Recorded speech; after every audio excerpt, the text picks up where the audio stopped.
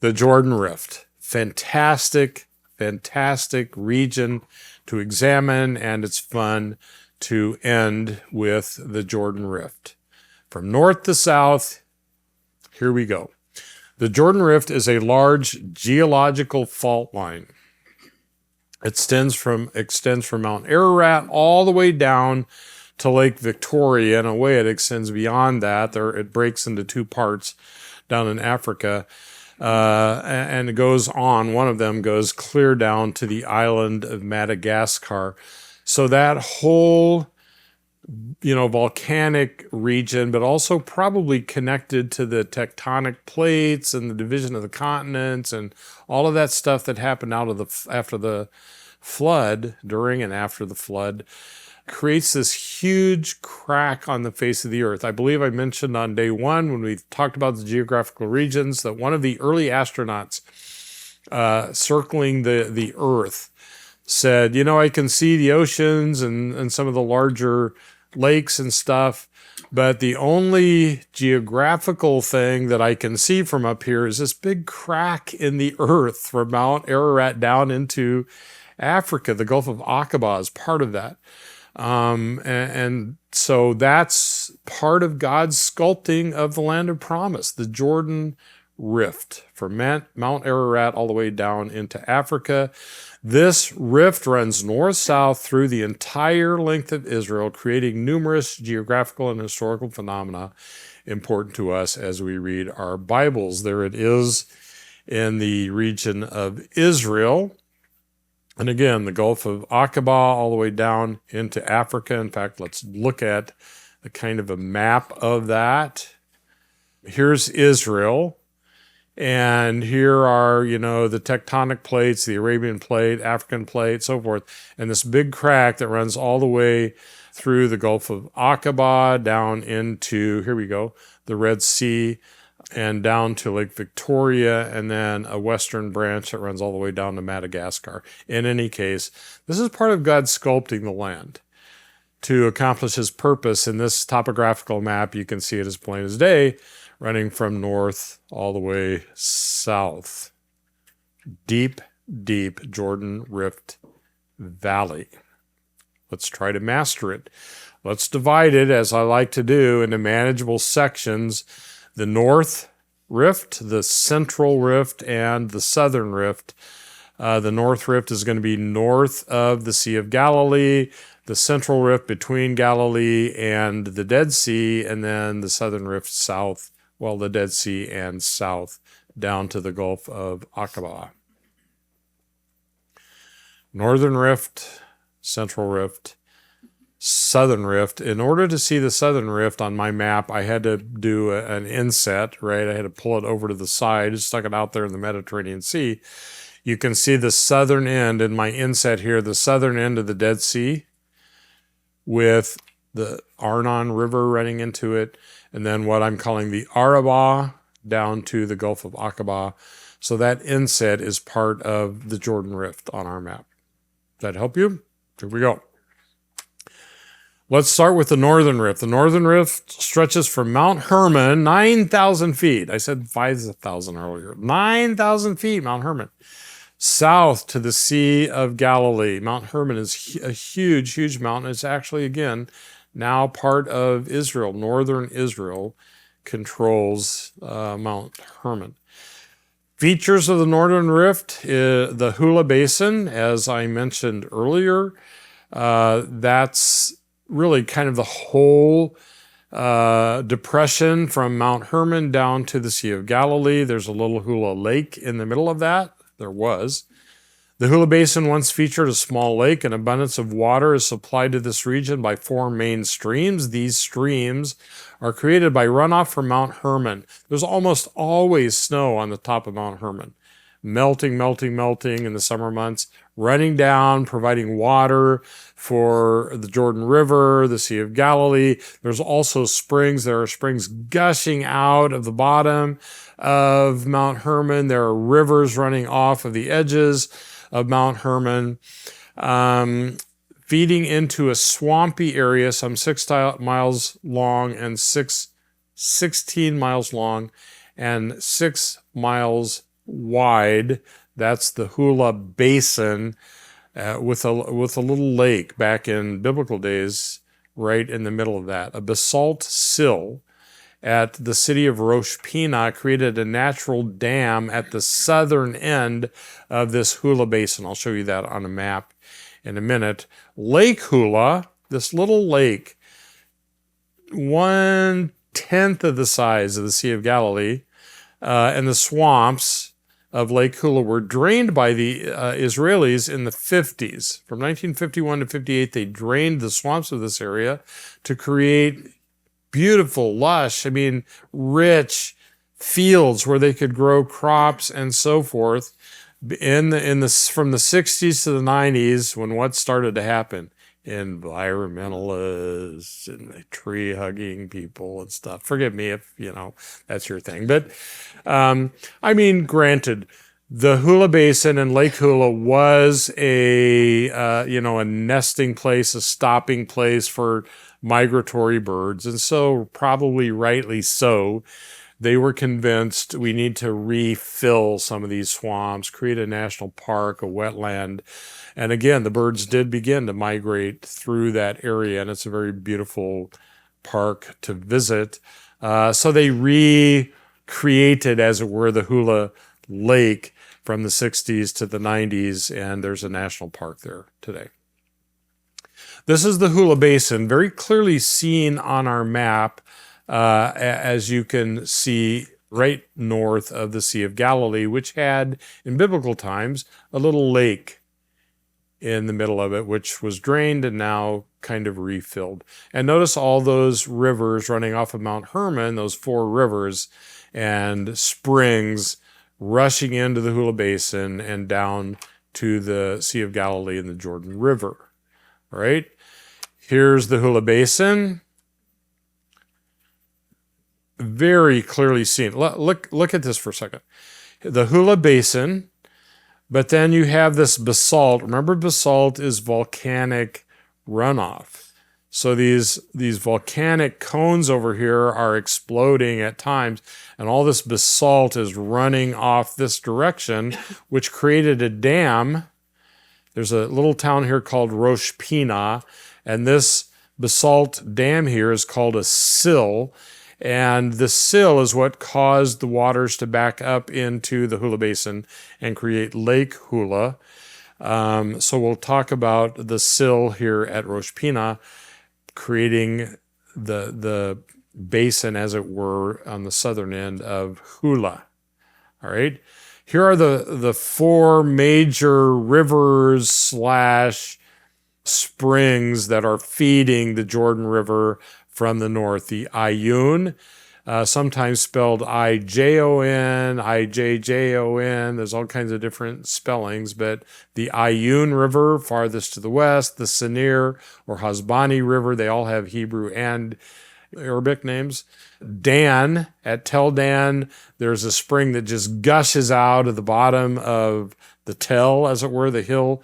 And then at Caesarea Philippi, again, springs that just gush out of nowhere, just gallons and gallons of water gushing out of the rock. I'll show it to you, feeding the Hula Basin and Lake Hula and the Sea of Galilee and the Jordan River, but backing up behind the sill there at Rosh Pinah, creating kind of this fertile, swampy sometimes area of the Hula Basin.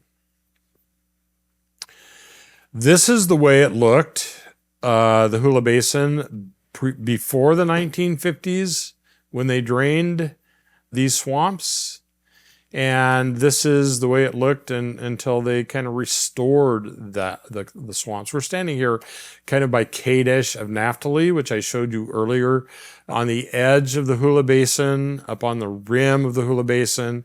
And we're looking down into the Hula Basin toward the north. There's Mount Hermon, still with snow on it in the distance, the highest point. And then you have the Ayun and the Hasbani and the Dan and the Banias all running down here. And look at this lush, fertile ground in the Hula Basin, the northern end of the Jordan Rift. Let me show you this picture again. We're going to turn to the right and look toward the southern end of the Hula Basin. There it is. Part somewhere in here is where they restored some of the swamps. The sill of Rosh Pina is here, and then the Sea of Galilee farther down in the distance. But notice this deep basin. We're calling this whole thing the Hula Basin. Here is a picture. I haven't, this is not my picture, it's an aerial view of the Hula Nature Preserve and the way that it kind of looks today in the 90s, that national park that they've restored. Here's the sill at Rosh Pina, all this basalt that, no longer do we have this beautiful green, lush, flat area. We have this flow of volcanic material, basalt, that has kind of dammed up the Hula Basin, which is what caused all the swamping back there. Eventually, the river cut its way through. This is the feeding and the headwaters of the Jordan heading down to the Sea of Galilee through that basalt sill that we see there near Rosh Pina. Okay, cities of the Northern Rift. Let's start with Abel Beth Maacah. My student hates these kinds of names because it's so long and complex, but Abel Beth Maacah is a biblical city. It's mentioned in the Bible. The city served as the gateway into Israel and the Via Maris from the north. This is a Via Maris road. This is a Via Maris city. This is the most northern of Israel's Via Maris cities. This is their northern gate. The whole world is coming to this city. They're entering Israel, and everybody wants Abel Beth Maacah. Huge tell, conquered and built over time, because it's the way you get into Palestine, Israel, the land of promise. It's the northern door. There it is, Abel Beth Maacah, at the northern end of the Hula Basin. Here's the tell, which you will be able to see on Google Maps. Ben-Hadad the Syrian took the city and region from Baasha as a favor to Asa. Remember the whole Baasha-Asa thing down there on the Benjamin Plateau? Baasha, the king of the north, built Ramah in order to prevent Asa from getting to the rest of the world, right? So Asa sent to Ben-Hadad in Syria and said, let's break your treaty with him. I'm sending you all my money. You be my friend, and you start a war up there so that he'll have to come up there, and I can get all my people to build Mizpah and Geba Mikmash, and now I can get out to the rest of the world. Here it is. So Ben-Hadad said, yeah, I like all this money. I'll do that. And he attacked Abel Beth Maacah. And so Baasha says, oh, great, I've heard they're trying to take my country in the north. I'm going to have to go up there. And that story we looked at in 1 Kings 15. Ben-Hadad listened to King Asa, sent commanders of his armies against cities of Israel, and conquered Ion. Remember the river Ion? Okay, he conquered Ion, Dan, which we'll look at in a minute, Abel Beth Maacah, and all of Chinneroth. Now you know what that name means. Besides all of the land of Naphtali, the land of the Gentiles, Galilee of the Gentiles, right? Tiglath-Pileser of Assyria also took Abel Beth Maacah from Pekah. 2 Kings 15:29, the days of Pekah, king of Israel, the northern tribes. Tiglath-Pileser, king of Assyria, came and captured Ion. There's that river, Ion. Abel Beth Maacah, Genoa, Kadesh. Kadesh we mentioned. We were just standing there a minute ago looking down into the Hula Basin. Hatzor we'll see in a few minutes. Gilead, Galilee, the land of Naphtali, and carried them captive to Assyria. So these cities are involved in the fall of the northern tribes, because Abel Beth Maacah is the doorway to Israel from the north. Here's Tel Abel Beth Maacah, right in the middle of our picture, a huge mount and fortress city. Here it is from the highway. Right next to it, there's Mount Hermon in the distance behind it. Here's the Nahal Ayun, or Ion, I-J-O-N, running down from Mount Hermon down into the Hula Basin, beautiful waterfalls. It's almost like being on the north shore of Minnesota when you go back into these areas and see these rivers, gushing water running down into the Hula Basin and down toward the Sea of Galilee. Here is We're just north of the town Metula. Metula is the modern town, which is the first city of Israel in the north. And here is the border between Israel and Lebanon. Unfortunately, I mean, back when I took this picture, Hezbollah had not taken over southern Lebanon. Lebanon was still under control. They were actually friends of Israel. This was called the Good Fence. And guys from Lebanon would come through the gate and work in Israel, and guys from Israel would go work over there, and everything was happy and so forth. But then Hezbollah took over this region of Lebanon. There's no way you can get up there today, I don't think, and certainly you wouldn't want to be up there today because Hezbollah is doing their thing. So the Good Fence is no longer the Good Fence, and this border is very, very dangerous right now. Think about that, though. I mean, Abel with Makkah in the days of Baasha, and in the days of Assyria, and in the days of us. I mean, Gaza in the days of the Philistines, and David, and in the days of us. Gaza, the southern door. This region, Abel, the northern door. It's geography and history are all one big thing.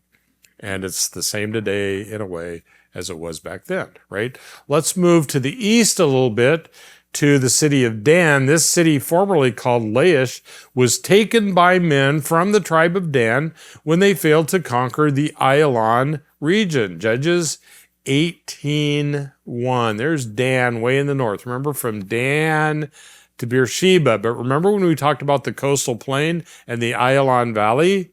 And the Joppa, Lod, Aphek triangle, where all of the cities, all the kingdoms of the world are traveling. And they've got to travel through Aphek, 35E and W, and Ayalon up to Jerusalem. And that was Dan's tribal allotment, right? Right down here, Joppa, Lod, Aphek triangle. And Dan is the smallest of the tribes. It's like, Lord, why did you give us this? We can't do it. They didn't have faith. So all the nations of the world are traveling there. They're being pressed up into the mountains. They can't take their land. Let's move somewhere else. Where should we move? In those days, the tribe of Dan was seeking an inheritance. They sent 5 men. They couldn't take the Joppa, Lod, Aphek triangle. It's too hard. So they sent 5 men to spy out the land, to search for it. The 5 men came to Laish. Later, it's going to be named Dan. They came to Laish and saw the people who were living in it in security. I love this phrase. They had no dealings with anyone. Who did the people in the Joppa, Lod, Aphek triangle have dealings with? They had dealings with everyone, the whole world. And we found this little town in the middle of nowhere that has dealings with nobody. And they came to their brothers and they said, what did you report? And they said, arise, let us go up against them, for we have seen the land. Behold, it's very good, north, lush, water gushing out of the bottom of this hill, beautiful dark soil. Don't delay, enter, possess the land. When you enter, you will come to a secure people. That's a great thing to have, with spacious land. For God has given it into your hand, a place where there's no lack of anything on the face of the globe. And so off they go to Dan. And it becomes the northern border referent for Israel from Dan to Beersheba, from New York to LA, right? And here are the people who are supposed to live in Joppa, Lod, Aphek, and now they're living where nobody has anything to do with anyone. Jeroboam set up calf worship here. He didn't want the people of the northern tribes going to Jerusalem to worship, so he set up a temple and calf worship, false worship up here at Dan, the opposite direction from Jerusalem. So the northern tribes would come here and worship rather than go to Jerusalem, and their loyalties return to the line of David. Jeroboam set up false worship here, and we'll see the very place where that temple stood. So there's Abel with Makkah. We move east to Tel Dan. And here is the tell. And one of the things I want you to notice is there's no, river or anything running up here. Well, maybe this is, I don't know what this is. Maybe that's a river of some kind. But what I want you to see is this water right here flowing down toward the Sea of Galilee, the Hula Basin. This is gushing right out of the bottom of the tell, of the hill. Remember, you want to find a hill with a spring if you can. And there's a huge spring here. And you walk past this, and there's lush trees, and the water is just gurgling. It's not just gurgling, it's growling as it runs out of Dan down toward the south. All kinds of stuff to see. Here are the springs. The Jeroboam's high place has been discovered. There's a gate from the Israelite times. There's a mud brick gate they found from the times of the Canaanites, Laish, when Canaan held this. So let's quickly walk through this beautiful, again, it's like walking through the rivers along the north shore of Minnesota, if you've ever been there. And here's this gushing, roaring water. It's just so fun and beautiful and refreshing to see with all this foliage. Here is the place where doubtless, there's no question, this is where Jeroboam's high place was. Here's a guy standing here. They've made a replica of the altar. Another guy standing here. By the way, here's the replica of the altar. This would be very much like the altar in Jerusalem at the temple, at Solomon's temple. Don't think of a little tiny altar where they're throwing, they had to go up a ramp, remember? Build a ramp for the priest to get up there and throw all of these offerings, this meat onto this huge, brazier, this huge altar to sacrifice to the Lord. This gives you an idea of the size of that altar up here at Jeroboam's place of false worship. They found this ancient mud brick Canaanite gate, which they built a roof over because if it rains, as it rains up there many times, that would all wash away. Here's an Israelite gate. Notice the dark stone. Again, this is probably the seat of the gate. The men sat in the gate and made judgments and so forth. In any case, that's Dan. So Abel with Makkah, Dan. Let's move on to the east to Banias or Panias, interplay between the P and the B, right? Or what eventually came to be called Caesarea Philippi. Banias or Caesarea Philippi is situated right at the foot of Mount Hermon, east of Dan. This is where the Romans set up their worship. They worship the god Pan here. Panias, Banias. Philip the Tetrarch later adorned the city and renamed it in honor of Caesar and himself. Caesarea, Caesar Philippi, that's me, Philip the Tetrarch. Peter made his confession here. Who do people say I am? John the Baptist, Elisha come back to life. Who do you say I am? Peter said, you are the Christ, the Son of the living God. That happened here at Caesarea Philippi. The transfiguration happened near here. Nobody knows exactly where. It's debated. There are all kinds of traditional sites, and there are some likely sites. Some suggest Mount Hermon because it's very high and it's right there near Banias, but we don't know for certain exactly where it happened, which is a good thing because then they can't build a church over it. But certainly very near here, 3 of the disciples went up on a high mountain with Jesus and they saw him in all his glory. What would that have been like?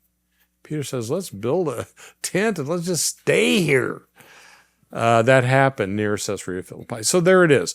Abel with Makkah, Dan, and Banias, or Caesarea Philippi. Again, at Caesarea Philippi, right at the base of Mount Hermon, there's this huge spring gushing out of the base of Mount Hermon, feeding the Hula Basin. Caesarea Philippi. There's Dan. Here's Caesarea Philippi, right smack at the base of Mount Hermon. Here's an aerial view of Dan with the water gushing out of there. Banias is right over here. You can stand on Dan and look toward Banias. It's back behind the trees in the hill here, the beginning of Mount Hermon.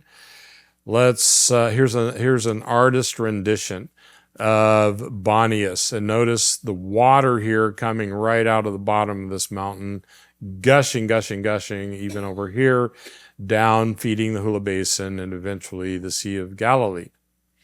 The Romans built a huge city here and worshipped all along this cliff with huge temples and so forth. There are remnants of that worship. There's a large cave with a hole right here, which many say was called the gates of hell. Remember, Jesus said, I will build my church and the gates of hell will not stand against it, will not overcome it. And because this is going into Mount Hermon, down to the netherworld, as it were, some suggest, and maybe so, this was called the gates of hell, and Jesus could have referred to this very, again, he could point at that perhaps, although there was probably a temple built over it. I want you to see this. And it's amazing to stand there. This is water. I mean, this is 30 feet, 20, 40 feet across here of water just coming out of nowhere from the base of Mount Hermon, gushing, gushing, gushing, running down toward the Hula Basin. Here's an artist rendition of the temples that may have stood there. There are these niches built, carved into the stone where they would have put idols and images of Pan and other gods. It's really interesting to visit there. This is where the temples and the gates of hell and all that are, and this is where the water is gushing out to feed the Sea of Galilee, the Jordan River. These are the foothills of Mount Hermon. There's all that water, a place of worship and so forth. It's just amazing to see this, in my opinion. Across the way a little bit are the Roman ruins of the Roman city. Ruins are ruins. We're looking now from a distance at Mount Hermon, Bonias at the base here, and here comes all of that water from Mount Hermon and Bonias into another, park area where you can walk back in and see the waterfalls and all this beautiful, clean, cool water that's gushing out of Mount Hermon from Bonias or Caesarea Philippi. Okay, those are our three northern cities. Abel with Makkah, which is kind of the defense city, kind of the gateway of the Via Maris into Israel. Dan, where nobody goes, nobody wants, nobody's there. Let's live there. It'd be nice, wouldn't it? I'm retired. Jan, are you willing? Okay. And then Caesarea Philippi, which is the Roman city up there, where they can worship their gods. Let's move down now. From Abel Beth Makkah, the Via Maris is going to go right down to Hatzor. Hatzor is a controlling city of the Via Maris, very near the northern gate. Let's call this the inner door. Remember yesterday we talked about Bethshan as the outer door to Esdraelon, and Jezreel was the inner door. Okay, so Abel is the northern outer door. Hatzor is the inner door to the Via Maris. It's your second door you come to, and Hatzor was a huge, in fact, the largest tell, I believe, that they've discovered in Israel. We'll talk about that.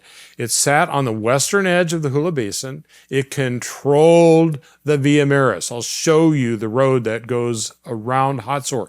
There's actually a little valley right there that the road is forced to go through. You look down from Hatzor down on this road, and there are some, cliffs on the other side.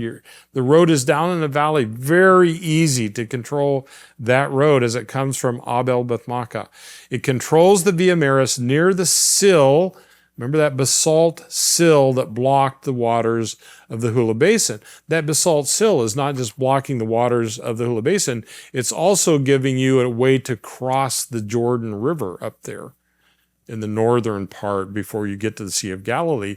So if you're on the Via Maris and you want to go over, to the Golan Heights, let's say, then you can go right across that sill. It's like a natural bridge. You don't have to go down into a valley and across. You go across the sill. And so you have access north-south on the Via Maris, plus east-west, or at least east, across the basalt sill to, let's say, the Golan Heights, Hatzor, the most powerful Canaanite city in the north. perhaps the largest city ever built in Canaan during the biblical era. 25 acres on top of that hill. Population, they suggest about 40,000 back in that day. Here's Hatzor. We've moved now from the north, right? Abel, Dan, and Bonias. We've moved now down the Via Maris, and the next major city you come to is Hatzor, right at the sill at Rosh Pinah. That's damming up the Hula Basin, but also giving you access from Hatzor over into the Golan Heights and Gilead and all of that to the east. So let's go to Hatzor and take a look. Here's Hatzor, here's Rosh Pinah, where the basalt sill is crossing. All right? Numerous events. The hub of resistance against Joshua. Okay?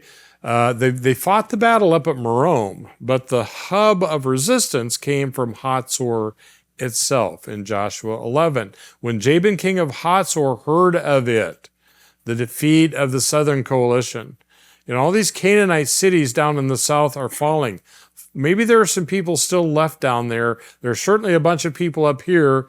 Let's organize so that we don't get taken by these Israelites. He heard of it. He sent to the kings of the north in the hill country, the Arava, south of Chinnereth.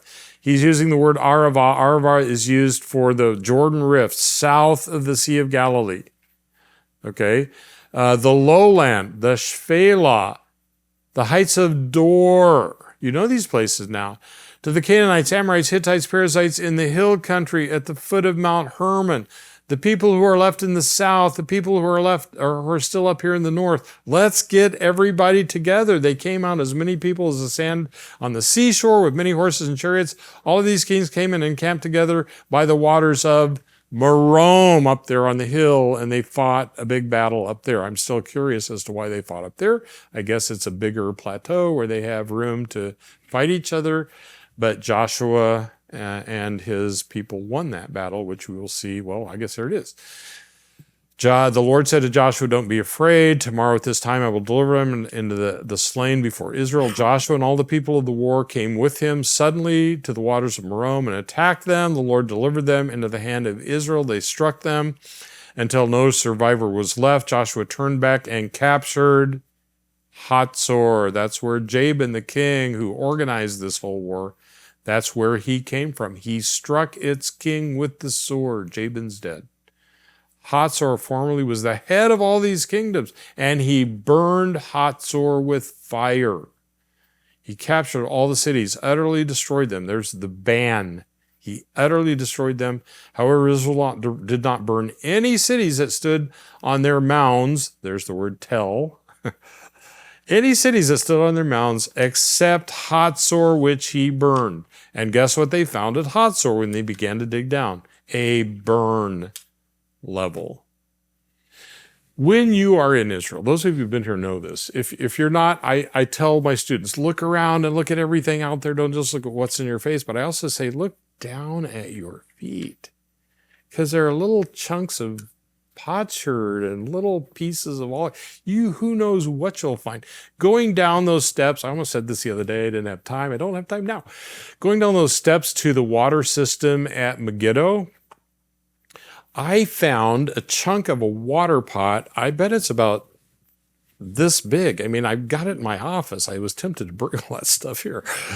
A chunk of a water pot. I have no idea what it's from, but it's going down to the water system at Megiddo. I mean, you put it in your suitcase and bring it home. If it doesn't have an inscription on it, if nothing's written on it, they really don't care. That you're taking junk off of, So at Hatzor, they showed us some places where they had excavated. They showed us a few places where there was a burn level. And I reached down into that area and I picked up a little stone that's regular on one side and it's all black on the other side. Now, I don't know for sure if that's part of the burn level of Joshua, but I like to think, I might have a chunk of Hatzor that one side of it's burned. Anyway. I'm weird, I know. I'm a professor. Professors are supposed to be weird. Joshua burned the city of Hatzor. He defeated this huge, massive city and this army as numerous as the sands of the sea. And God delivered them. Dan, God could have delivered the Japalot Aphek into your hand if you would have just trusted him. Beacham, God can take care of your life if you just trust him, even when it gets hard, difficult. And Lord, don't you know I'm moving to somewhere where there's nothing going on. God can take care of us, folks. And he could have taken care of Dan, and he did take care of Joshua, right? This was also, Hatzor was the hub of resistance against Deborah and Barak in Judges 4. And that battle ended up taking place on Mount Tabor. Remember the battle that started at Hatzor actually took place at Merom with Jabin. The battle that started at Hatzor with Deborah and Barak actually took place. The battle itself was fought down in the valley of Esdraelon, Mount Tabor. So they organize the armies at one place, but they fight the battles where there's room to fight. That's why the Philistines organized their army at Aphek, and then came up and fought in the valley of Esdraelon, because there's plenty of room. You guys organize there, you guys organize there, and we'll all meet in the middle and have a big war. Okay, sounds like good to me. Let's have some coffee, and then we'll go back and organize our troops, and we'll fight. Anyway, the battle doesn't always take place at the city where the battle is strategized. Okay, it was fortified. Hatzor was fortified by Solomon later in time. So we're going to find ruins, Solomonic ruins. Guess what? A Solomonic gate at Hatzor. It eventually was taken by the Assyrians, Tiglath-Pileser. When the northern tribes fell, it was annihilated by Nebuchadnezzar when Babylon conquered Israel. So Hatzor is an incredibly important place. I hope you are able to get up there and visit it. And here is Tel Hatzor. I want you to look at this picture. Here's the walled city. Okay, another thing about cities. You're going to have a walled part of the city, which is the fortress, right? But not all the people can live in that part. They're going to live around the city. If you're able, you're going to also wall that part of the city, but it's not the fortress. I mean, if that falls, it falls, but this is where your army is, this is where your king is, where palace is, right? But look at the size of this mound that they haven't even excavated. This is where everybody lived. I mean, Israel farmers in this little kibbutz here used to plow up here and farm, and they'd find all this stuff. And they built a little museum in this kibbutz. You can go see some of this stuff that they find. Eventually they excavated and they find, the city of Hatzor, the burn level, Canaanite ruins, Solomonic stuff. Here's part of the tell over here. What did I say? 22, 24 acres. It's a huge mound. I want you to see this road. It's actually on this side cutting through the tell, which is kind of unfortunate. But the road is coming here, cars down here. Look how big this thing is. And there's a hill on this side too. So it's funneling right through this pass, right under the walls of Hatzor. This is the Via Maris coming from Abel Beth Makkah and the rest of the world down toward the Horns of Atim and the Arbel Pass and all that stuff. Gennesaret Plain. Here comes our Via Maris, and Hatzor is controlling everything that goes on up here. By the way, I was really confused when this first happened. The last time I drove up here, the new road goes around this side. It's like, where are we? What happened? I mean, the Twilight Zone. It's like, well, they moved the road. Okay, well, that's weird. Let's move on. Here's a view of that from the other direction. I want you to see this deep pass here around which the old road went. Trucks. Here's a big semi-truck. You have to go through this depression, and Hatzor is controlling. I mean, all the nations of the world are traveling on this highway down to Joppa and Egypt. All right. Some of the excavations there. They built a roof again over the Canaanite, some of the Canaanite stuff and the burn level. They don't want it to wash away in the rains. Solomonic gates right here. Remember I told you to remember that E-shaped kind of thing that fits together. Over here is where they dug down and found some ruins of the buildings and so forth from the burn level where I picked up my little rock while we were touring this neck of the woods. This is in the museum across the street. This is a household god. Remember, was it Leah took the household gods and hid them under her saddle? This thing is about 6 inches high. This is Baal.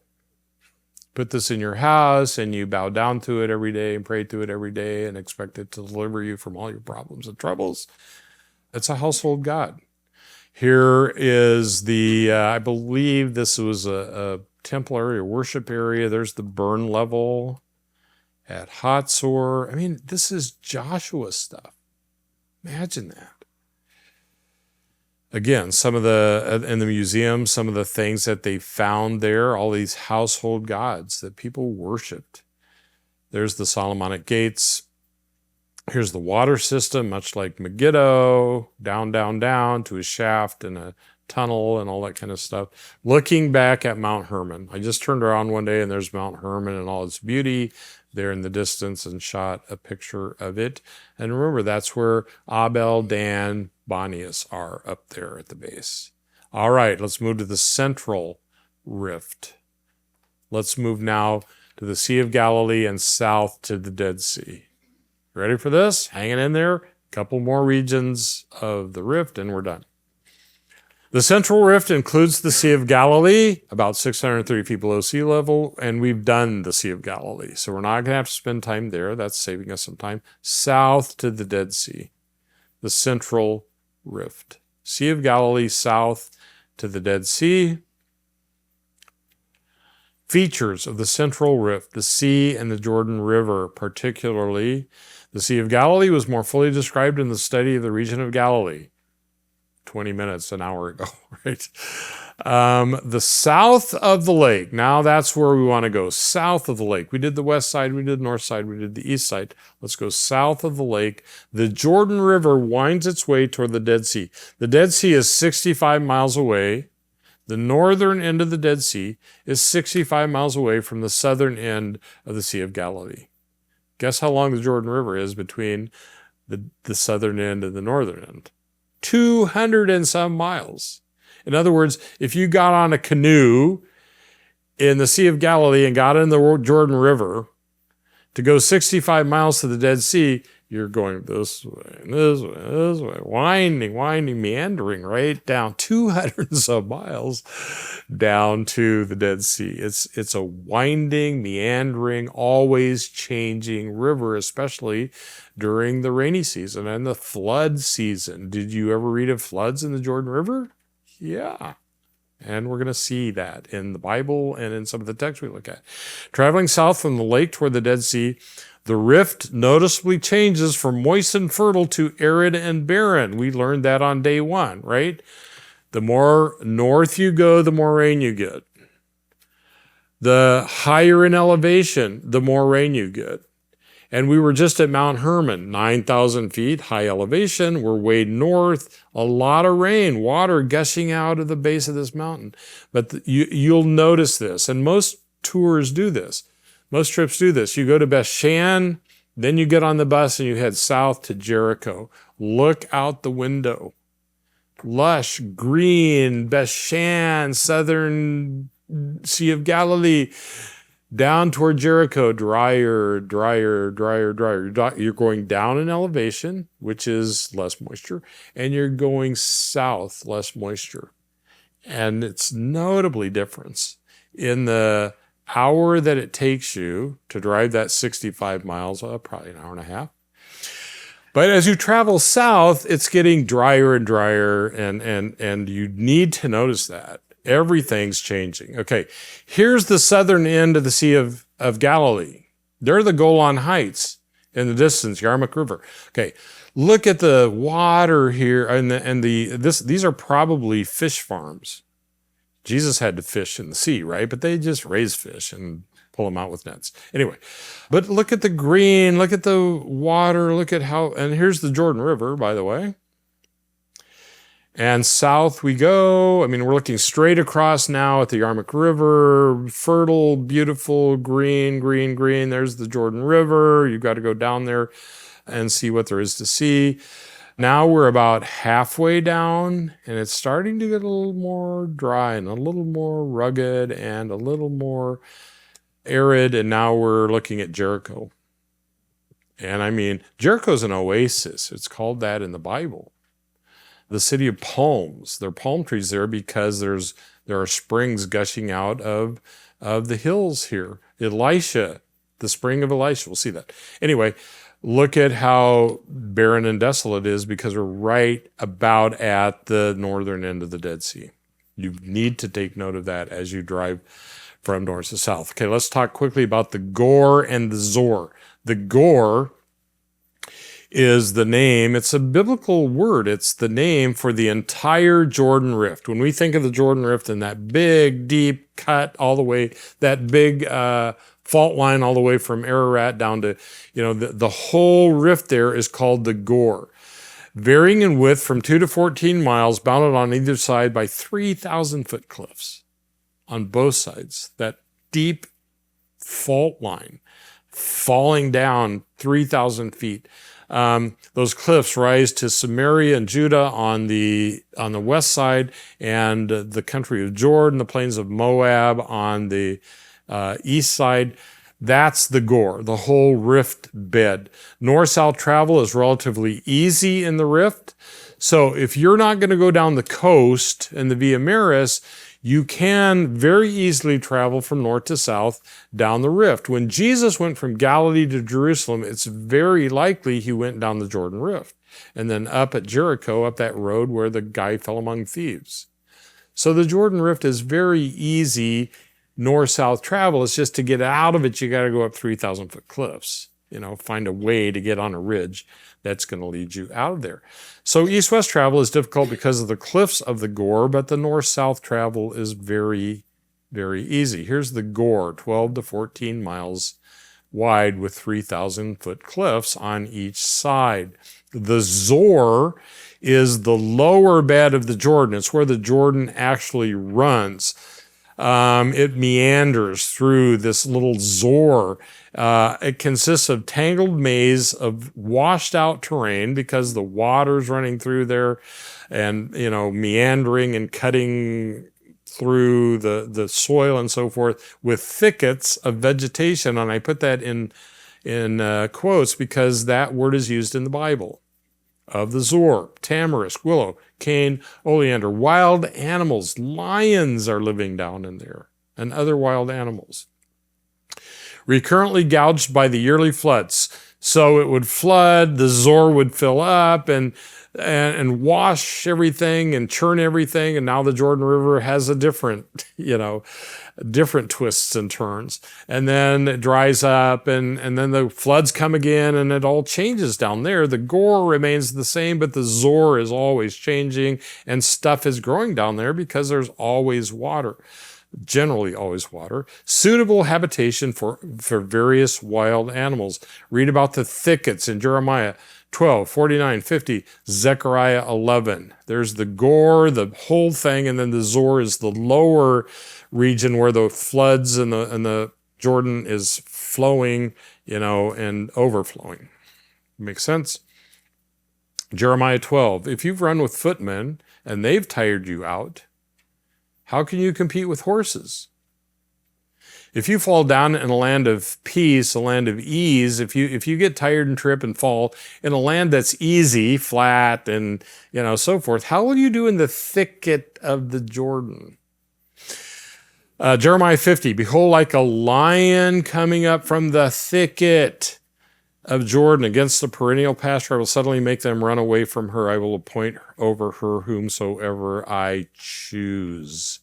For the habitat of lions, see also Jeremiah 49, Zechariah 11. My point is there's the Gor, the whole big thing that you see in front of us, and then there's the Zor, this central part that's flooding and the Jordan's running and flooding and the Jordan's running, and all this stuff is growing down there, even in this barren part, right?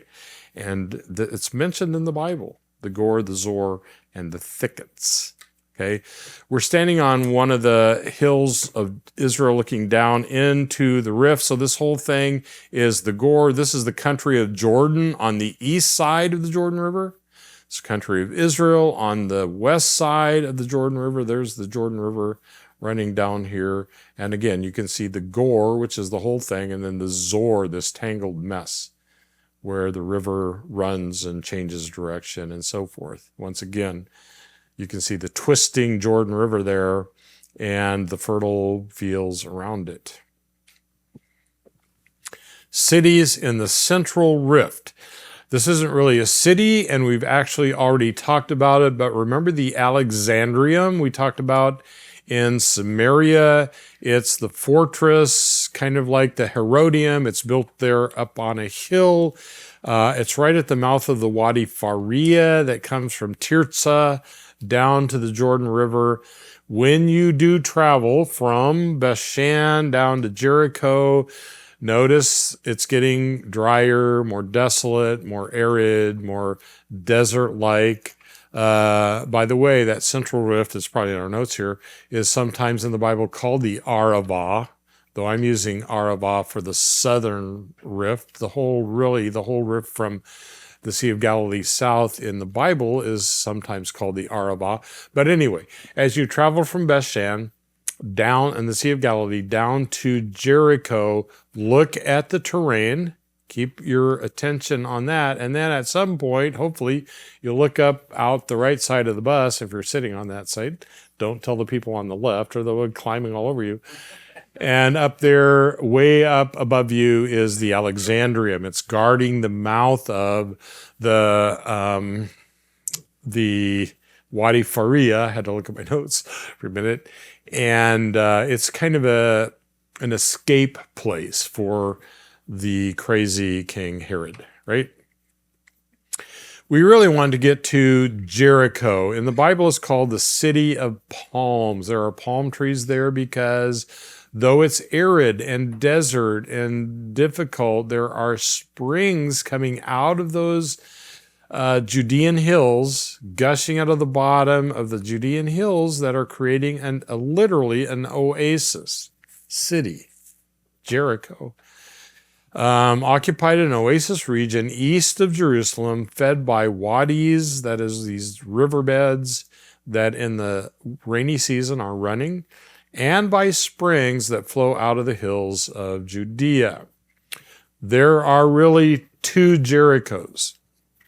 There's an Old Testament Jericho, first to be conquered, right? They crossed the Jordan River from the plains of Moab after the death of Moses. They crossed the Jordan River. They set up a camp, which they called, anybody remember? Gilgal, if I remember right. Galil, circle, encampment.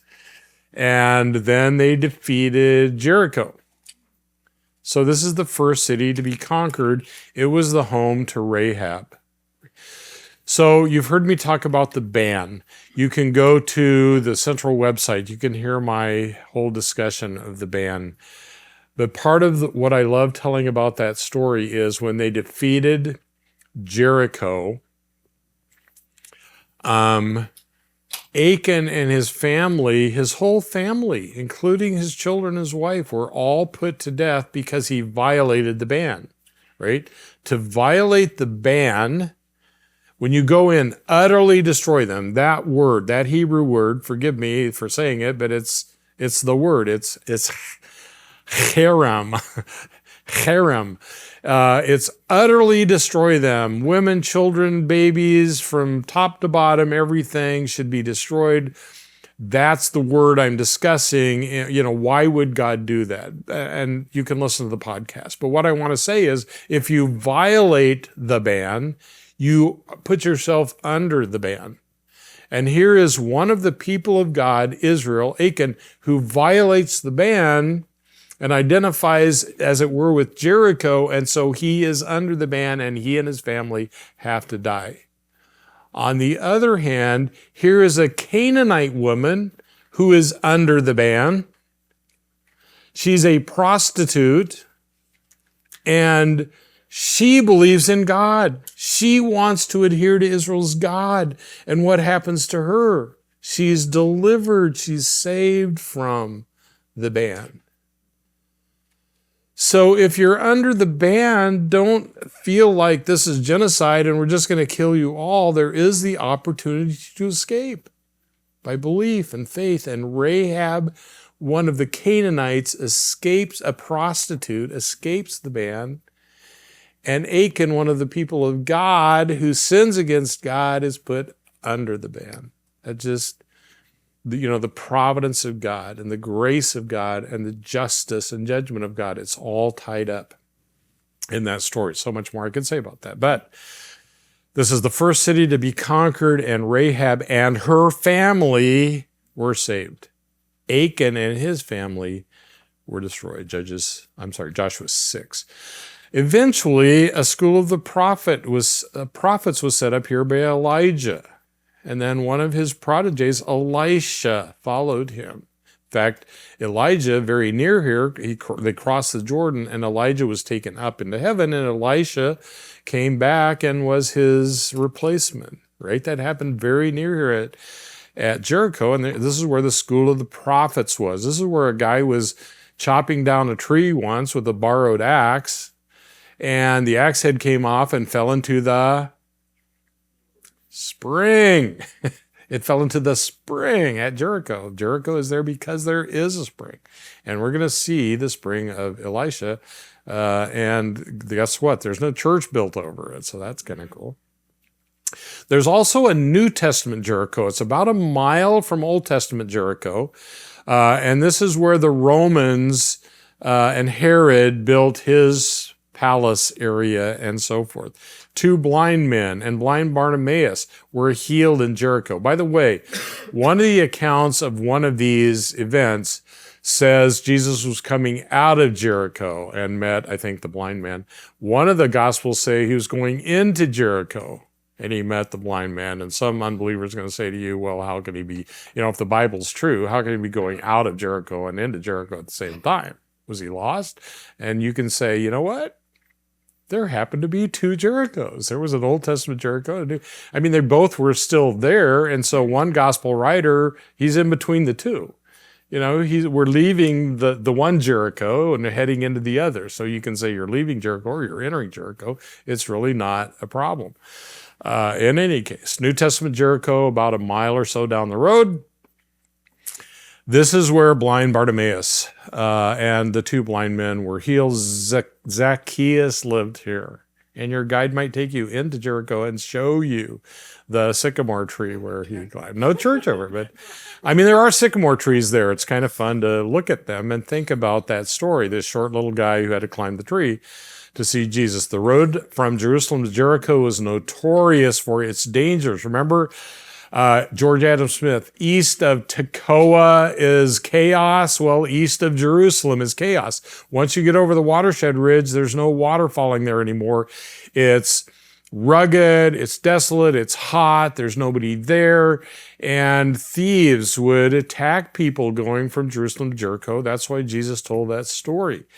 Though Jesus himself, no doubt, took that road many times coming from Galilee up to Jerusalem. Herod the Great built a lavish winter palace in Jericho because when it's cold up there in Jerusalem. I have been in Jerusalem in January. 50 degrees, 45 degrees, on really bad days, 40 degrees and raining in Jerusalem in January. There are advantages to going in January. I like going in January because nobody else is there, kind of like the Danites, right? It's not full of tourists in January. It's off season. Everything's cheaper, right? And when you stand on hills and stuff in January, you don't see all this haze from the heat and the condensation. It's very clear views of all of this stuff. So there's great advantages to being there in January. I've been in Jerusalem in January. I've actually seen snow at times in Jerusalem, not very often. But in any case, 50, 40, rainy in Jerusalem, and you get on their bus and you go down to Jericho, and it's 85, 90 degrees. You get to Masada, it's 100 degrees, and the sun is killing you. It's amazing. So here's Herod. He wants to get out of Jerusalem. He goes to Jericho, builds a beautiful, beautiful winter palace. Kind of the opposite of Ahab and Jezebel, who built their summer palace in Jezreel instead of down there in Samaria. Anyway, there's Jericho, just east of Jerusalem. Here's Jerusalem. It's just the J on here. The road going down to Jericho, and it was very treacherous. Here's Old Testament Jericho to the north, New Testament Jericho to the south. There's Jerusalem, Ramah, Michmash, Gaba, Gibeon, Mizpah, all the Bethel, Ai, all those places we talked about, the Wadi Makuk, Wadi Kilt. Anyway, here's Jericho now down in the rift. Look at the difference in the terrain. West of the watershed, east of the watershed, Jordan River, Dead Sea. All right. But here's this green spot, an oasis, Jericho. There it is, green in all its glory. Here's Old Testament Jericho. New Testament Jericho.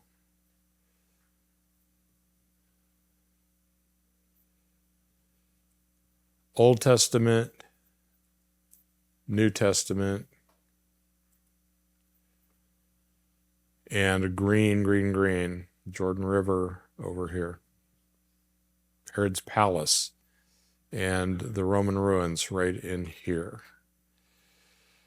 All right, this is an aerial view. I don't know who took this. I probably got off the internet, and I hope I don't get sued by somebody someday. But anyway, this could be from Bible Places. Might be Todd Boland. I don't remember. But anyway, here's a great view of Old Testament Jericho. We're looking north, kind of flying over New Testament Jericho toward Old Testament Jericho. We're looking up the rift, and you look in the distance, and you see, we just came from Bethshan and the Sea of Galilee way up there. Here's the tell of Old Testament Jericho. By the way, it's one of the first places they began excavating in Israel years and years and years and years and years ago. They overdug it and over destroyed it, and it's just been over excavated because they didn't have plans back then on how to do it the best way. But there is stuff to see up there, and it's fun to go up there. I want you to see something in the foreground from there. And I noticed this when I first pulled this picture up, and that's this right here. What does that look like to you? Still kind of buried and broken and not a tell. Pardon? A Roman theater. It looks like that Bethshan thing that was only half restored, right? This looks to me, there's no question in my brain, pretty much. Now, it'd be funny, some guy that lives in Jericho said, that's the old landfill or something. I don't know. But there was a Roman city there, and you would expect to find a Roman theater, and it looks to me very much like someday they're going to dig that out. Maybe it's done already. I don't know. And there is a Roman theater. But in any case, there's the Old Testament tell. Here it is. The Old Testament tell of Jericho, dug, and, overdug. And Elisha's spring. Remember, you've got to have a spring at the bottom of your hill, or you can't have a city. You've got to have water. There is a spring at the bottom of Tel Jericho, and Elisha had a school of the prophets here, and a guy was cutting wood with an axe, and this fell into the spring, and God performed a miracle. There's very little doubt in my mind that that's probably the spring where that happened. On top of Jericho, you can see, again, all kinds of ruins. This is probably the most famous thing that you'll see in pictures when people talk about Jericho. I believe they date this back to the time of Jebusites. I'm not 100% sure, but I think they call this a Jebusite tower. Others, along with Woods, what's his name? Bryant Wood, did some excavating here, and they found what they very clearly believed to be the walls falling outward. I'm not sure, 100% sure. But it looks to me like this is what they're talking about, and it has, I believe, been confirmed. Of course, we don't need it confirmed, but archaeologists are discovering what is actually found in the Bible that the walls did fall down. We're looking from the tell down to Elisha's spring, right down here in this depression. And there it is. All right, Old Testament Jericho. Let's jump to New Testament Jericho. And particularly, they've done excavations near the Wadi Kilt as it comes out, and this is where Herod built his palace, probably because he could access waters coming down from the Wadi. Very typical Roman buildings and so forth, large courtyard, pillared courtyard areas and banquet rooms, an aqueduct that, remember the aqueduct that came from Mount Carmel down to Caesarea? This is probably an aqueduct coming from the hills of Judea to capture water from the Wadi Kilt and places, maybe a spring up there somewhere to bring water down to Herod's palace. This is the kind of the middle of a water pool.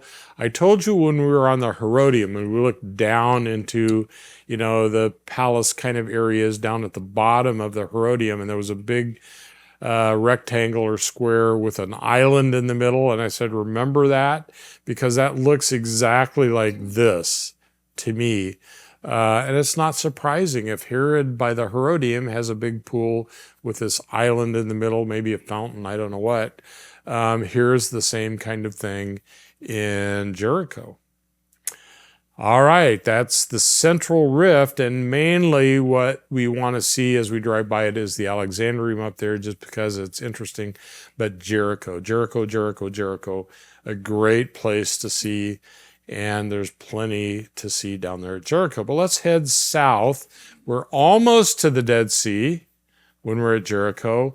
But let's head south on to the Dead Sea, and the first important place we're going to come to is Qumran. Okay, so we're looking at the southern rift, which includes the Dead Sea, and then south to that inset, which is what I'm calling the Arabah, though the Arabah technically extends all the way up to the Sea of Galilee. So here's the southern rift, including the Dead Sea. Let's get down to the Dead Sea.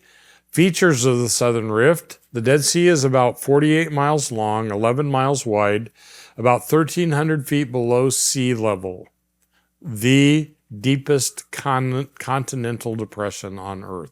There's no water on the face of the globe where you can stand on the surface of the globe and be 1,300, 1,400 feet below sea level, right? Because you're down in this crack in the Earth's surface. The Dead Sea reaches depths of 1,200 feet north of the Lasan, or Lashon is the Hebrew word. The word Lashon in Hebrew means tongue.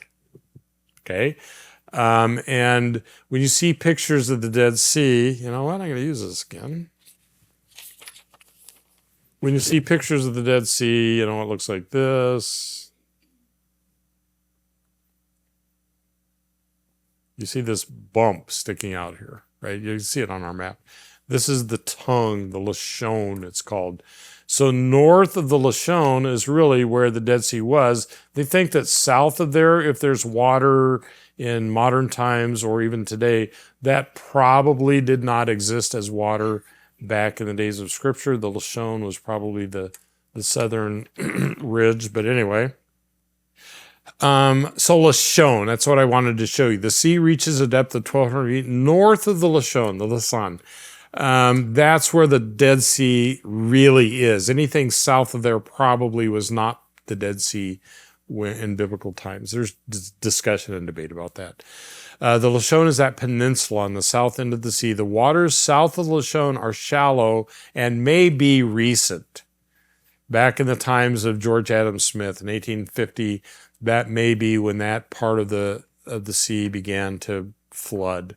I don't know. I don't care about that debate, but it's interesting to think about.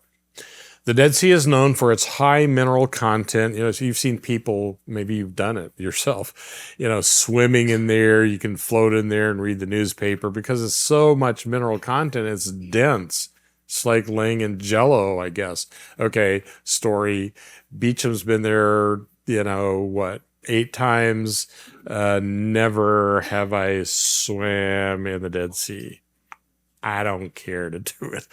I grew up in Kansas. My mom was from Mobile. We go down to the Gulf.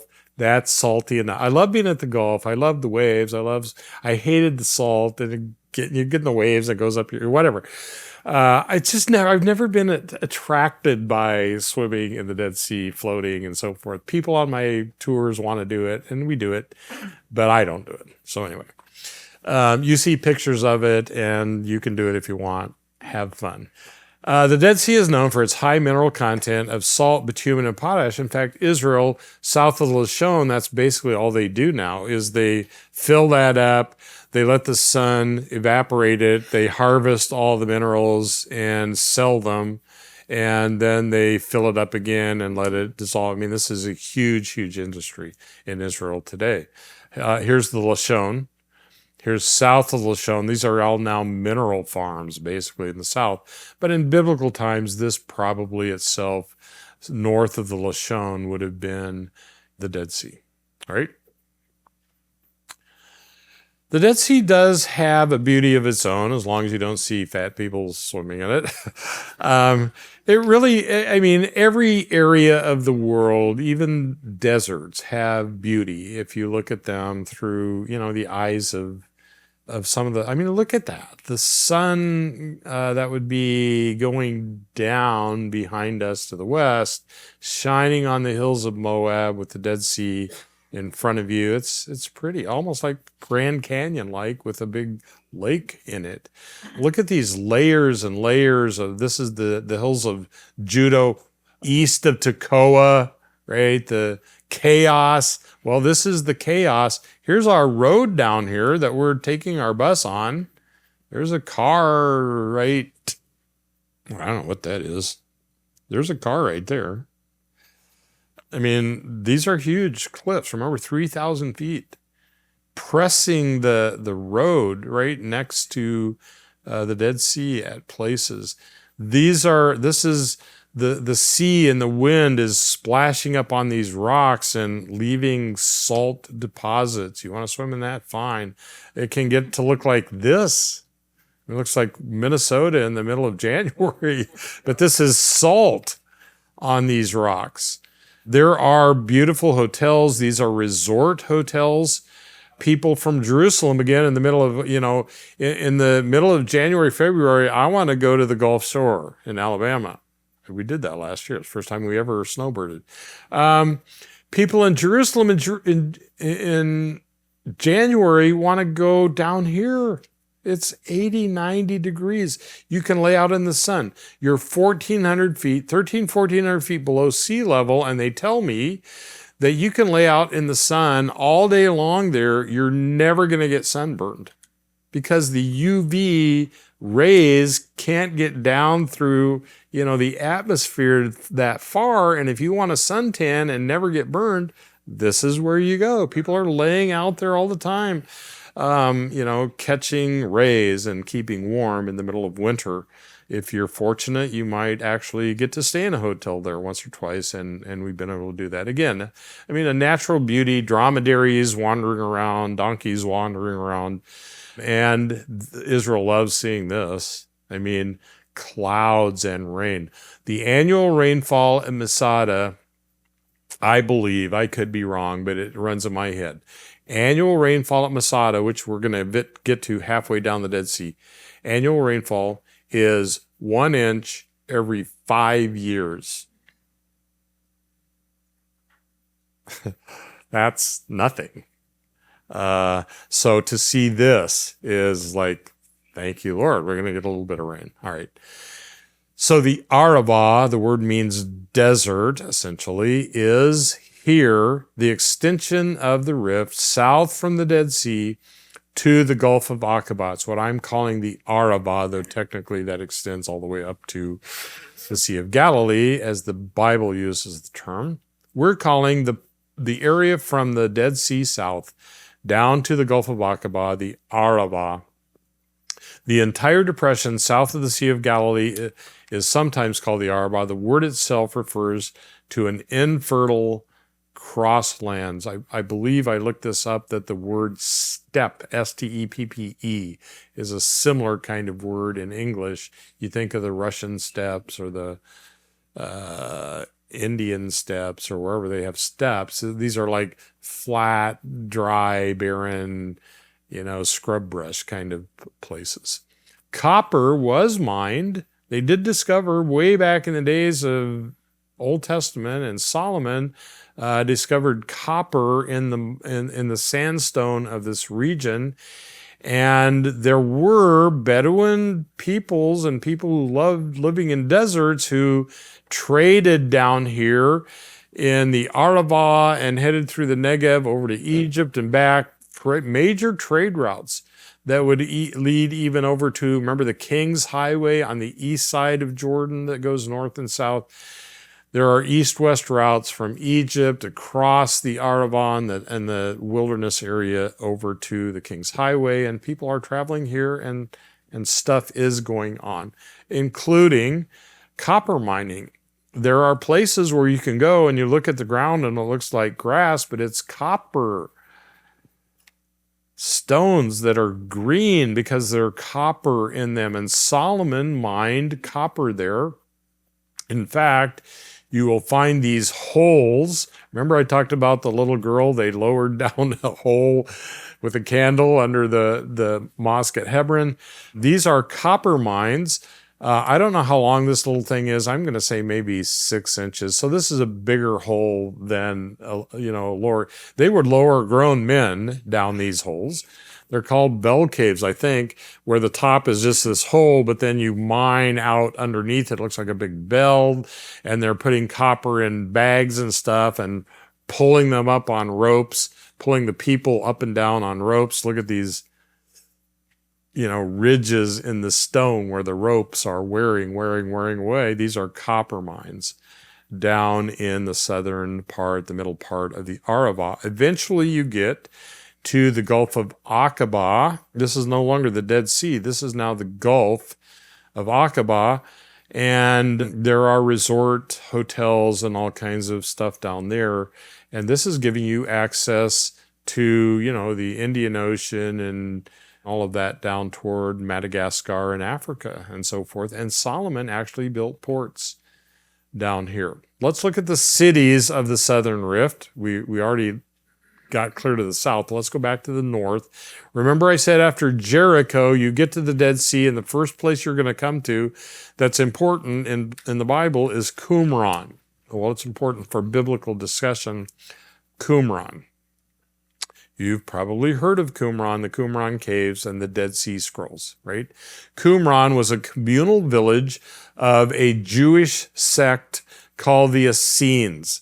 These were religious, Jewish, like Orthodox Jewish pietists who felt that their calling in life was to live communally in a very remote region away from the world, kind of on their own in exclusion, and what they would spend their time doing is collecting and copying religious texts, and especially biblical texts, but other religious texts, and in fact, creating their own theology, creating their own eschatology. It was kind of a cult kind of group, right? A sect of fanatical, pietistic, I guess I would say, maybe is a better word, Jewish communalists, right?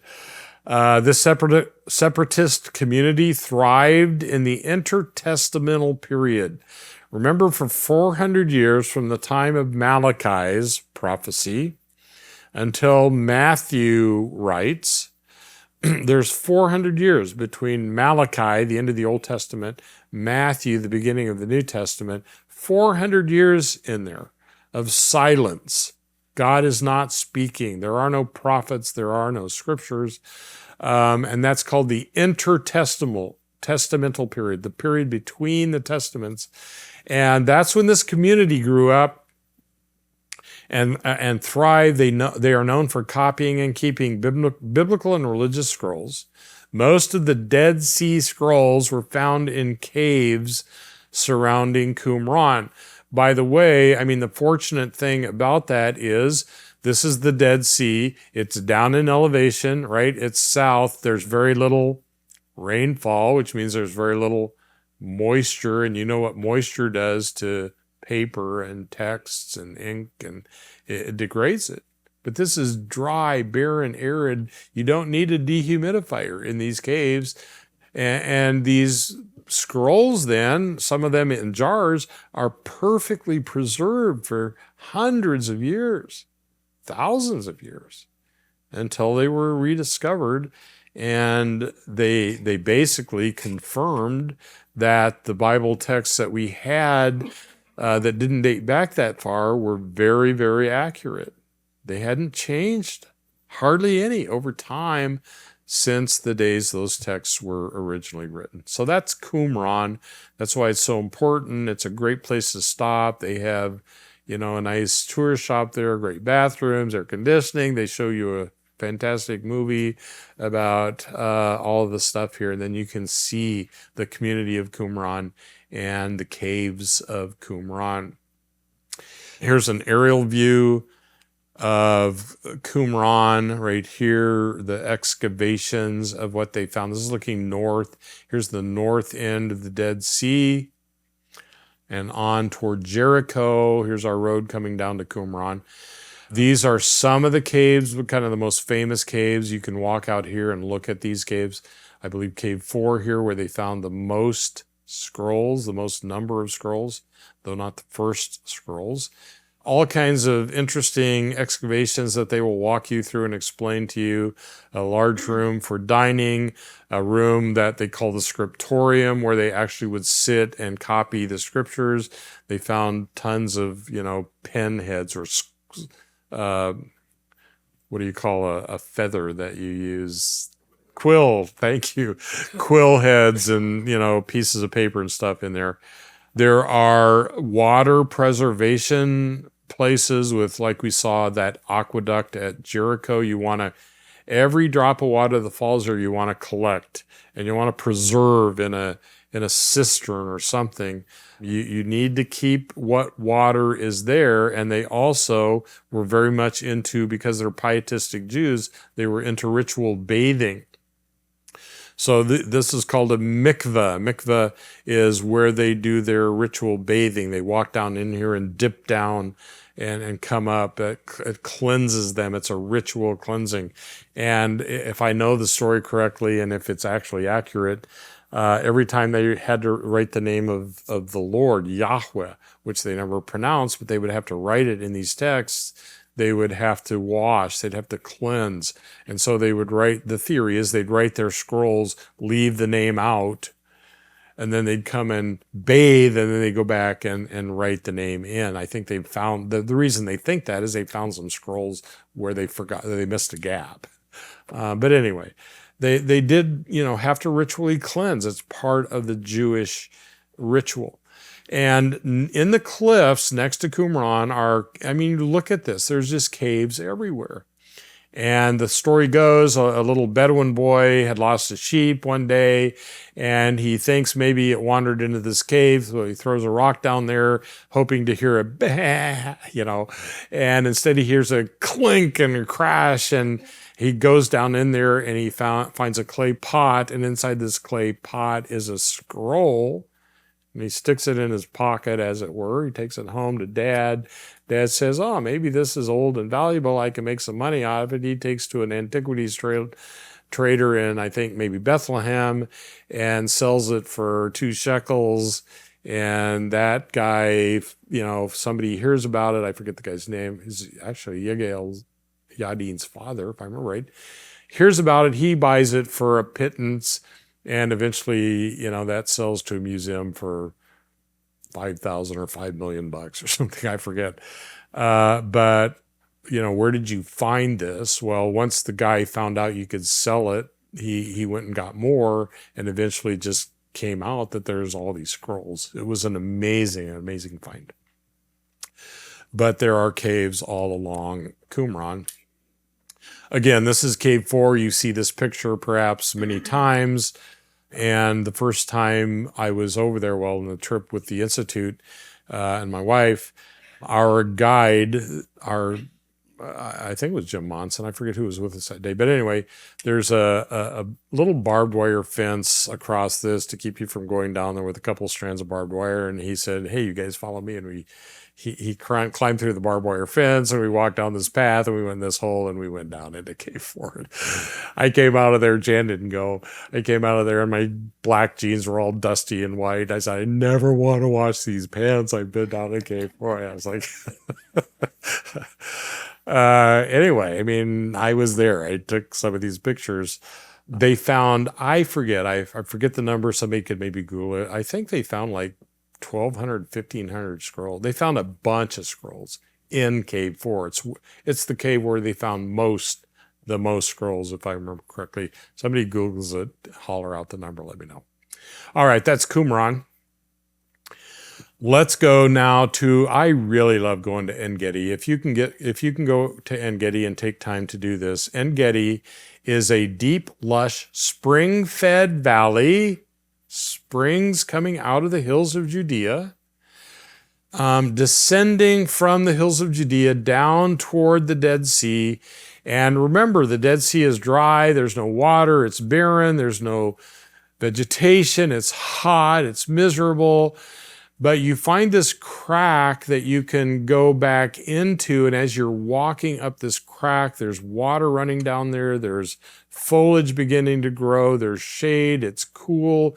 You're going from 120 degrees back into this shaded, watery, green, vegetated place that's just absolutely refreshing and wonderful to be at. Now we're basically, I'm going to say, almost dead east of Bethlehem. Who grew up in Bethlehem? David. Who knew all the caves down in Adullam and the Shephelah? David. Who knew all the caves over here? David. So when David was fleeing from Saul, he'd go to the wilderness of Judea, east of Tekoa, right? The wilderness of Judea, and he knew where this place was. He knew where these caves were.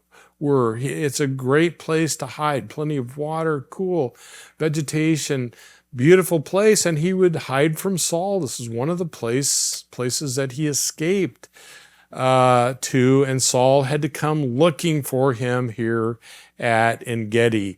They served as one of David's hideaways in the desert, in the wilderness, 1 Samuel 24. In one of these caves, David forfeited the opportunity. He could have killed Saul. Saul went in the cave. He's looking for David. Saul went in the cave, the text says, to cover his feet. It's a euphemism. Many will tell you that means he's going to take a nap. I'm sorry, it doesn't mean he's going to take a nap. It means he's going to relieve himself in a major way, okay? He's going to relieve himself, and so he's taking off his robe, and he's in a cave, and David happened to be hiding in that same cave and could have stepped out and killed Saul. But David said over and over again, I'm not going to touch the Lord's anointed. This is God's chosen king. I cannot kill him. And David rightly so. When Saul went out of the cave, David had cut a corner of his robe off, if I remember correctly, and Saul's going out of the cave. He's going to go look for David, and David comes to the mouth of the cave and says, hey, Saul, here's a corner of your robe. I could have killed you. And Saul, in a moment, Saul was kind of like King Herod. I mean, he just was so phobic about his kingdom that he'd lose his mind. And well, I mean, literally, right? He threw a spear at David. David had to come and play for him because he'd just go nuts. And Saul turns around and realizes that David just spared his life. And a couple times, this is one of the times, I believe Saul says, David, you're right. I'm wrong. You could have killed me. I'm sorry. I shouldn't be chasing you. I shouldn't be doing this. I repent. I'm sorry. I'm going home. I'm going to leave you alone. Well, then Saul would get agitated later and do the same thing over again. But that happened here at En-Gedi. And you can, there's a little kibbutz there, and you can park and you can walk back up En-Gedi if you have time. It's just so much fun to do. It's so beautiful and refreshing on a hot day. And and you can, see all of this stuff. So let's go down to En-Gedi. We're halfway down. Qumran is almost at the top of the Dead Sea. En-Gedi is about halfway down the western side of the Dead Sea. Look at all these cracks. Here's the watershed ridge. North-south, right? Bethlehem and Jerusalem and so forth. And all these cracks coming down from the watershed to the east, the chaos east of Tekoa. Here's a really deep one. And there are springs up in here gushing out of the side of these wadis. And notice the green here. Let's walk back into En-Gedi. We're driving up to En-Gedi, these 3,000-foot barren cliffs. Now we see some date palms, so there's water here coming from somewhere. We begin to walk back into this amazing crack, and we see waterfalls and water running and green stuff starting to grow. And we hike higher and higher back into this depression. Cliffs all along the way. This is the very cliff here where no, we don't know for sure. There are the cliffs all over the place. I mean, David and his men could easily hide there. There's plenty of water. There's less vegetation. It's nice and cool, and you walk back and back and back, and eventually you see this huge, I'm going to say, I don't remember, maybe 70-foot waterfall from a spring gushing down into the shaded foliage area. It's just absolutely gorgeous there. And you turn around and look down back to the Dead Sea, and this is what you just walked up.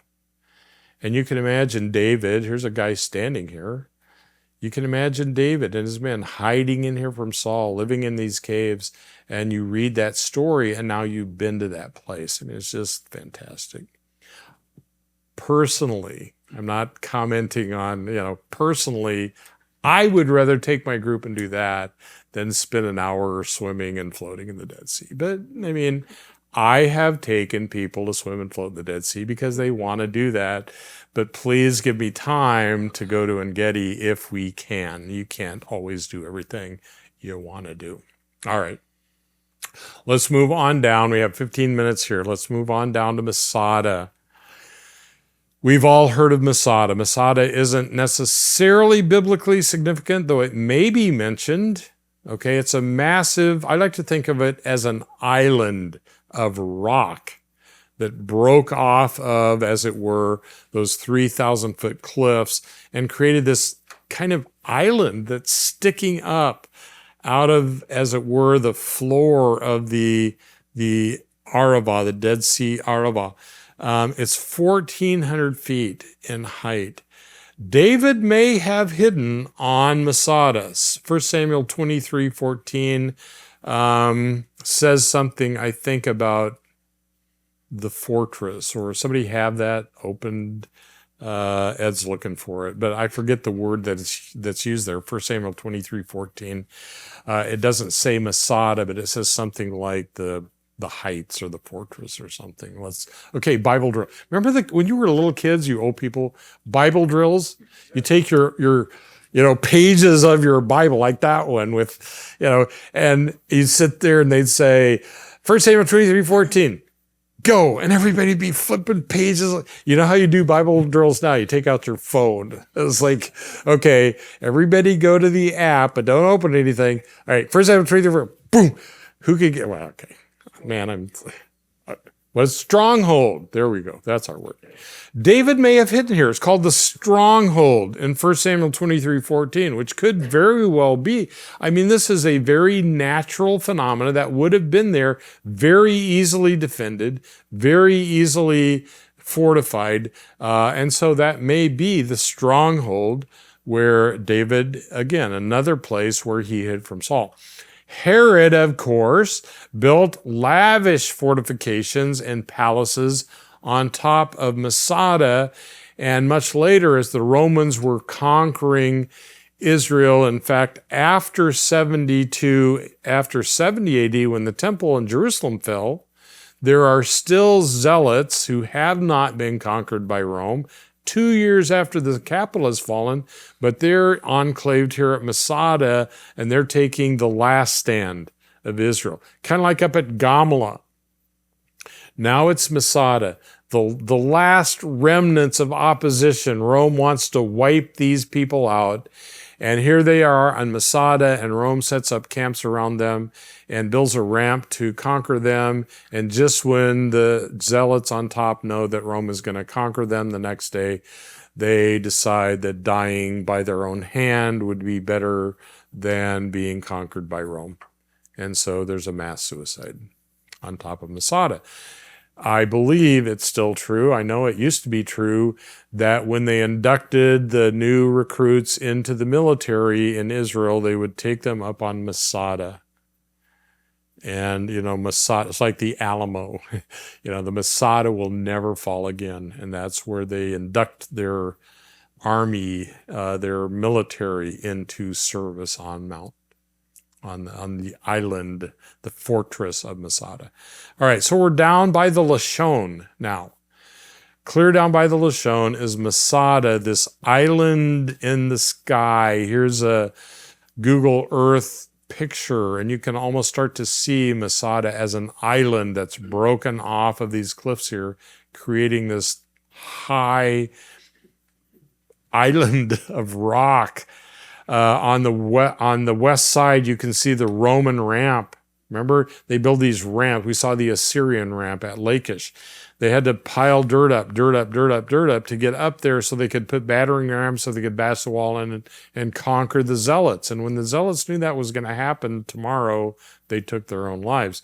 But the Roman ramp, you can still see it. In fact, if you can come around to this side of Masada, which I've done a couple times, there are actually some stairs there. You can kind of go up the Roman ramp to get onto Masada. This is looking from the south to the north. Here's the north end, south end of this island in the sky, the Roman ramp on the west side. I want you to notice a couple things in the distance. So we're looking north, and you see a track here, like a path, a road or whatever.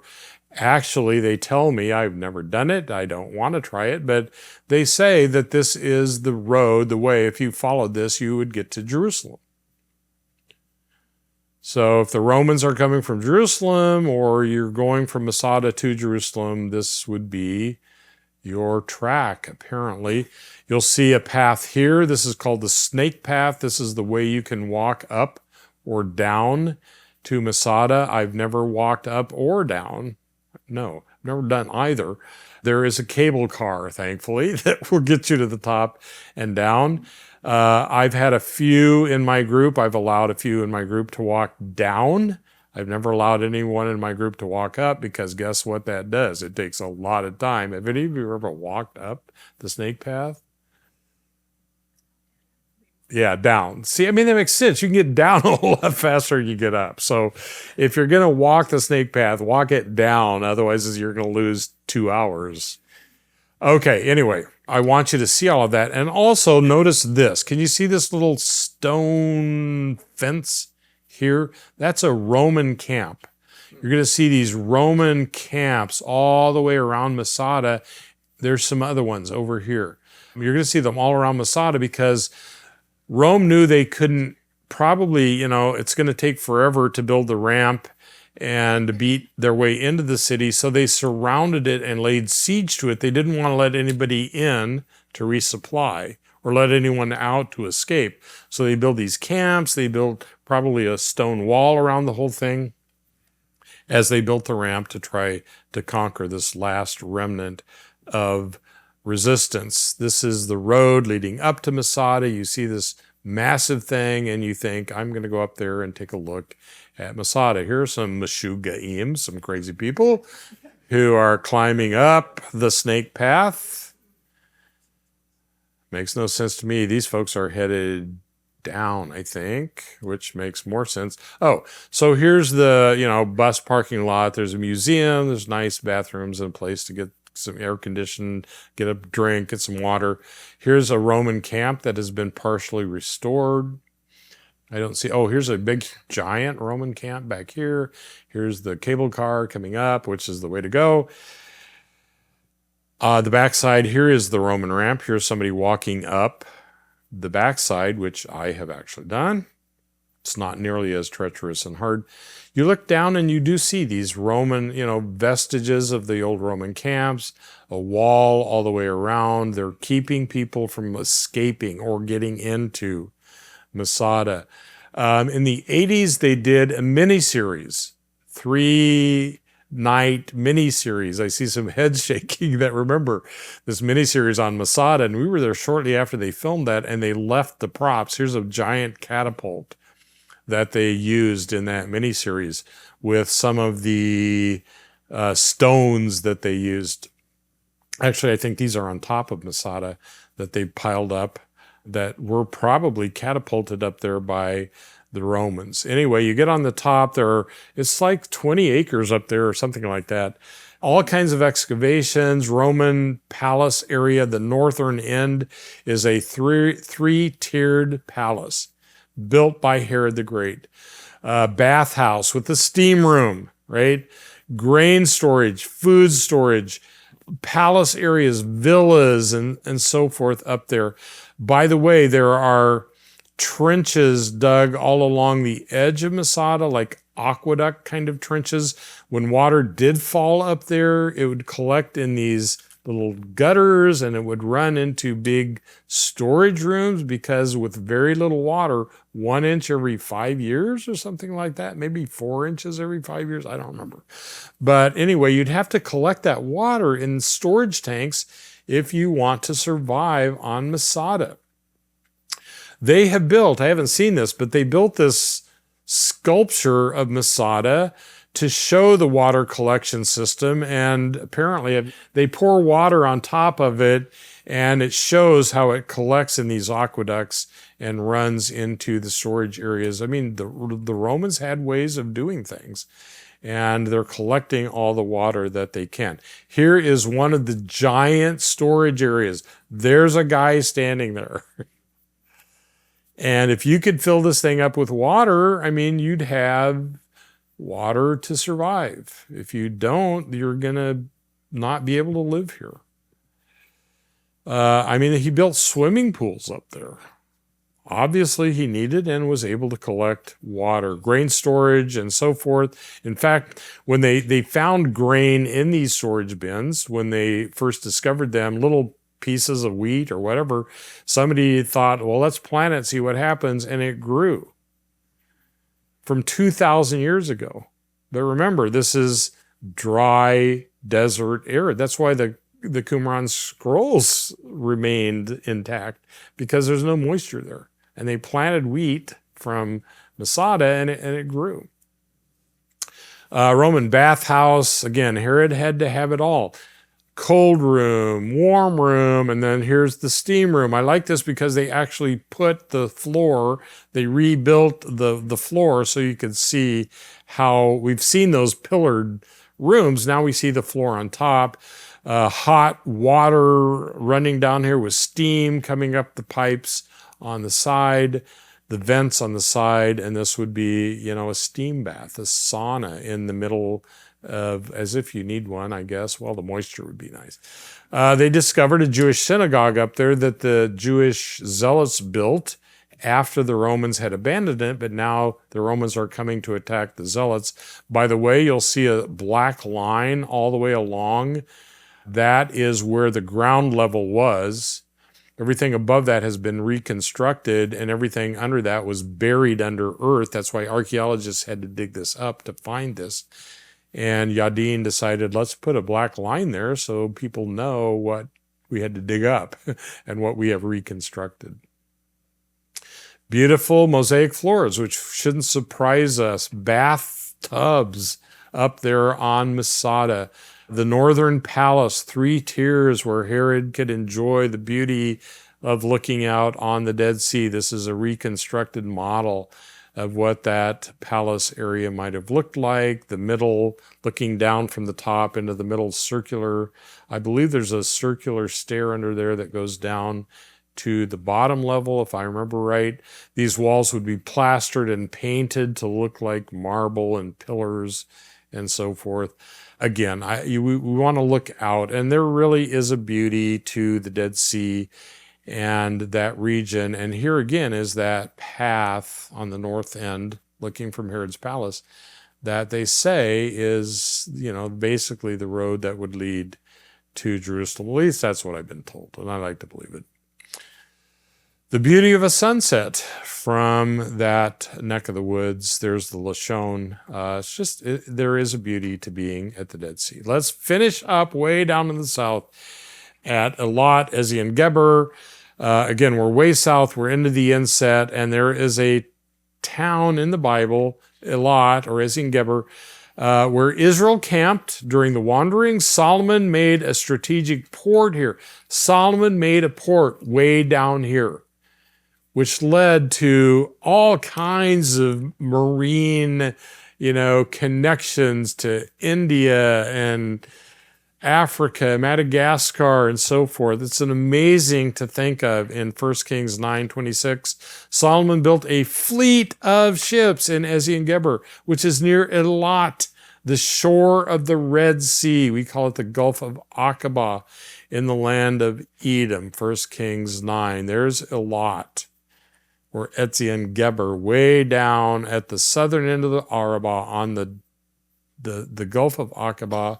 Again, a beautiful resort city. I showed you this picture before, where the Israelis love to come and stay in the middle of winter.